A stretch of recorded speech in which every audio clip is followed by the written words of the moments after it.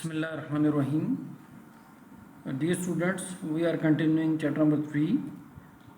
Here is summary of the previous lesson. We talked about business plan and the components of the business plan.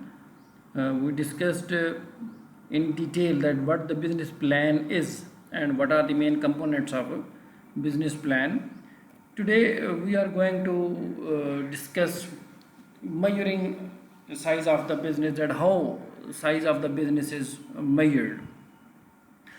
Businesses come in many shapes and sizes. On the one hand, a business can be owned by a single person, while on the other hand, a business may employ hundreds or thousands of employees all over the world. But how we can classify a business as a big or a small? This is a big question. किसी भी business का size कैसे major किया जा सकता है? Businesses तो हज़ारों किस्म के हैं. छोटे से छोटा बिज़नेस भी हो सकता है, सोल ट्रेडरशिप का बिज़नेस, सिंगल मैन बिज़नेस से लेकर मल्टी-नेशनल कंपनीज़ जो पूरी दुनिया में जिनके बिज़नेसेस फैले हुई हैं, जिनके हज़ारों की तादाद में एम्प्लॉइज़ मौजूद हैं. तो क्वेश्चन ये है कि किसी भी बिज़नेस का साइज़ कैसे मेजर किया जा सकता है? There are several methods that business size can be measured.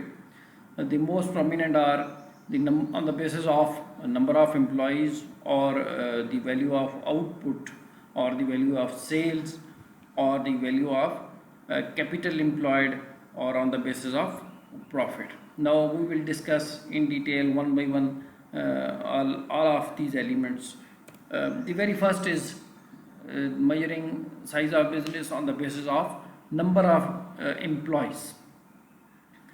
This method of measuring the size of a business is easy to calculate and compare with other businesses. अगर किसी भी business को हम उसके साइज़ को मेजर करना चाहें on the basis of number of employees, तो ये बड़ा आसान है इसको कैलकुलेट करना. किसी भी बिज़नेस के पास कितने के एम्प्लॉइज़ मौजूद हैं, ये कोई ऐसी कैलकुलेशन है कि जो कोई ज़्यादा मुश्किल नहीं है. और इसकी बेस पे अगर किसी भी दूसरे बिज़नेस के साथ कंपेयर किया जाए तो कंपैरिजन भी बड़ा आसान है. हर बिज़नेस के नंबर ऑफ़ एम्प्लॉइज़ को देखा जाएगा. जिसके नंबर ऑफ़ एम्प्लॉइज़ ज़्यादा होंगे उसका वॉल्यूम ऑफ बिज़नेस ज़्यादा होगा. जिसके नंबर ऑफ़ एम्प्लॉइज़ कम होंगे उसका वॉल्यूम ऑफ बिज़नेस या साइज़ ऑफ बिज़नेस जो है वो कम समझा जाएगा. अगर हम नंबर ऑफ़ एम्प्लॉइज़ को बेस बनाएं बिज़नेस के साइज़ को मेजर करने की. लेकिन अगर इस मेथड को अडॉप्ट किया जाता है साइज़ ऑफ बिज़नेस मेजरमेंट के दौरान, तो उसकी एक लिमिटेशन है. लिमिटेशन क्या है जी? कि number of businesses use modern technology and due to automation they employ very few employees but their output is very high. Such businesses are called capital intensive businesses. बात की जा रही है कि अगर नंबर ऑफ़ एम्प्लॉयज़ की बुनियाद पर किसी बिज़नेस का साइज़ मेजर किया जाए तो उसमें लिमिटेशन क्या है, उसमें इशू क्या है? उसमें इशू ये है कि आज का दौर मॉडर्न टेक्नोलॉजी का दौर है. आज के दौर के अंदर बहुत सारे बिजनेसेस ऐसे हैं जो मॉडर्न टेक्नोलॉजी यूज़ कर रहे हैं, अच्छा इक्विपमेंट यूज़ कर रहे हैं. तो मॉडर्न टेक्नोलॉजी यूज़ करने की वजह से वो कम लोगों से भी बहुत ज़्यादा काम ले लेते हैं, आउटपुट बहुत ज़्यादा अपनी कर लेते हैं. तो इसका मतलब ये हुआ कि अगर नंबर ऑफ़ एम्प्लॉइज़ की बेस पे किसी भी बिज़नेस का साइज़ मेजर किया जाए और ऐसे में एक ऐसा बिज़नेस हो कि जो मॉडर्न टेक्निक्स यूज़ कर रहा हो, मॉडर्न टेक्नोलॉजी यूज़ कर रहा हो, तो उसके पास कम लोग होने के बावजूद आउटपुट बहुत ज़्यादा होगी.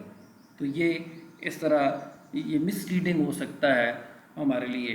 तो ऐसे तमाम बिजनेसेस कि जो कम लोगों को एम्प्लॉय करें और ज़्यादा अच्छी टेक्नोलॉजी और मशीनरी और इक्विपमेंट मॉडर्न यूज़ करें, ऐसे बिजनेसेस कैपिटल इंटेंसिव बिजनेसेस कहलाते हैं. Measuring size of business on the basis of value of output. किसी भी बिजनेस की आउटपुट कितनी है उसके आउटपुट की बेस पर भी एक बिजनेस का साइज मेजर किया जा सकता है.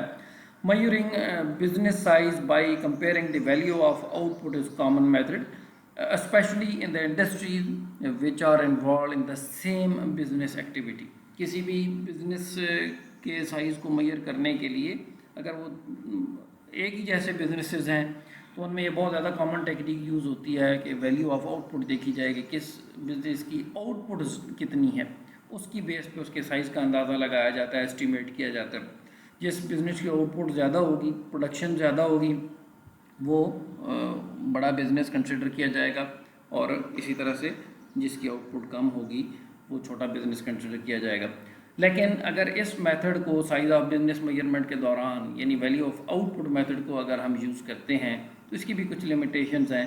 क्या लिमिटेशंस हैं? High level of output method when compared with other methods does not look suitable, especially when compared with a firm whose output is low but employs large number of employees। अगर हम output की base पर किसी business का size major करते हैं, तो ऐसे में अगर हम किसी ऐसे बिज़नेस के साथ कंपैरिजन करते हैं कि जिस बिज़नेस में जो लेबर इंटेंसिव बिज़नेस है, लेबर ज़्यादा है, लोग ज़्यादा एम्प्लॉयड हैं, लेकिन मॉडर्न टेक्नोलॉजी यूज़ नहीं की जा रही, तो ऐसे में उस बिज़नेस के साथ कंपेयर करना मुमकिन नहीं रहता। वो उसमें ये रिजल्ट जो है वो मिसलीडिंग हो सकता है। सिमिलरली हमारे पास एक और method size of business measurement का है, value of sales. This method of measuring business size is suitable when comparing retail businesses, especially selling same commodities. On the basis of sales भी business को compare किया जा सकता है। जिन businesses की sales ज़्यादा है वो greater businesses, बड़े businesses consider किए जाते हैं। जिनकी sales कम है, volume of sales कम है, उसको हम छोटे business consider करते हैं।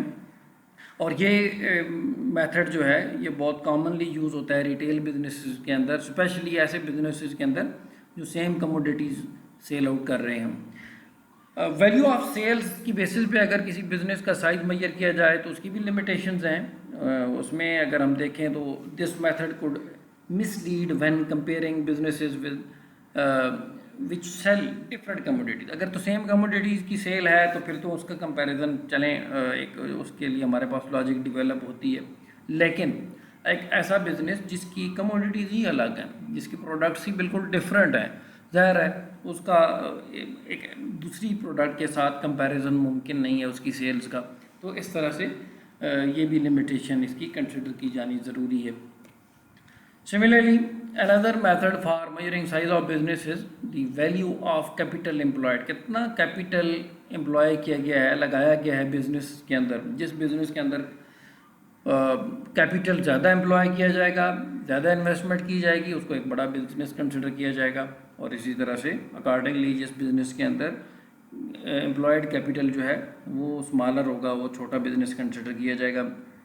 लेकिन अगेन इस मेथड की भी कुछ लिमिटेशंस हैं। दिस मेथड में mislead if the businesses use different methods of production. अगर एक मुख्तलिफ बिजनेसेस को हम आपस में कंपेयर करना चाहते हैं, उनके वॉल्यूम ऑफ बिज़नेस को, उनके साइज़ ऑफ बिज़नेस को, लेकिन अगर उनके अंदर जो प्रोडक्शन टेक्निक्स हैं वो अलग अलग हैं, वो हर एक में मतलब है, कोई लेबर इंटेंसिव है, कोई कैपिटल इंटेंसिव है, तो ऐसे में कैपिटल एम्प्लॉयड की बेस पे कंपैरिजन जो है वो कोई रियलिस्टिक नहीं होगा। Capital intensive and labour intensive businesses can not be compared on the basis of capital employed. सिर्फ कैपिटल एम्प्लॉयड की बेस पे मुख्तलिफ तरह के बिजनेसेस को कंपैरिजन उनका करना वो मुमकिन नहीं रहता। मेजरिंग साइज ऑफ बिजनेस की इम्पोर्टेंस क्या है? Importance of measuring size of business is measuring size of business is of importance for different stakeholders of a business। जो business के stakeholders हैं, जिनका business से किसी भी तरह से कोई ना कोई स्टेक, कोई ना कोई मफाद वाबस्ता है, उनके लिए वॉल्यूम ऑफ बिजनेस का मालूम किया जाना क्यों ज़रूरी है। फॉर सपोज इन्वेस्टर्स हैं, investors before making investment in any business, किसी भी बिज़नेस के अंदर इन्वेस्टमेंट करने से पहले इन्वेस्टर्स की ये इंटरेस्ट होती है कि वो बाकी चीज़ों के अलावा इस बात का भी उन्हें आइडिया हो सके कि उस बिज़नेस का साइज़ क्या है, वॉल्यूम ऑफ बिज़नेस कितना बड़ा है। Similarly the government for deciding the tax imposition, government को भी इंटरेस्ट होता है कि बिज़नेस के साइज़ के हिसाब से उसके ऊपर टैक्स इम्पोज करना है, तो इसलिए गवर्नमेंट भी ये चाहती है कि उसे साइज़ ऑफ द बिज़नेस का बेहतर तरीके से आइडिया हो सके। Similarly the competitors of a business also need to know about the volume of a business of a some particular industry for making comparison जो कंपेटिटर्स हैं अपने कंपेटिटर्स के दूसरे कंपेटिटर बिजनेसेस के वॉल्यूम ऑफ बिजनेसेस को भी जानना ज़रूरी समझते हैं, और उसकी वजह यही होती है ताकि वो उनके मुकाबले में जो भी स्ट्रेटजीज डेवलप करनी है वो प्रॉपर तरीके से उसी वक्त की जा सकती हैं जब उस बिज़नेस का वॉल्यूम, उसका साइज़ उनके इल्म में हो। सिमिलरली द वर्कर्स, जो कि लेबरर्स हैं, जो उस बिज़नेस के अंदर काम करने वाले लोग हैं, उनके लिए वॉल्यूम ऑफ बिज़नेस का मालूम किया जाना क्यों ज़रूरी है? To have an idea that with how many people they will have to work. छोटे बिजनेसेस के अंदर जहाँ पे थोड़े लोग काम कर रहे होते हैं वहाँ निस्बतन काम करना भी आसान होता है, लेकिन जैसे जैसे वॉल्यूम ऑफ बिज़नेस बढ़ता जाता है तो उसमें जो आपकी हायरार्की लेवल है वो भी बढ़ता जाता है।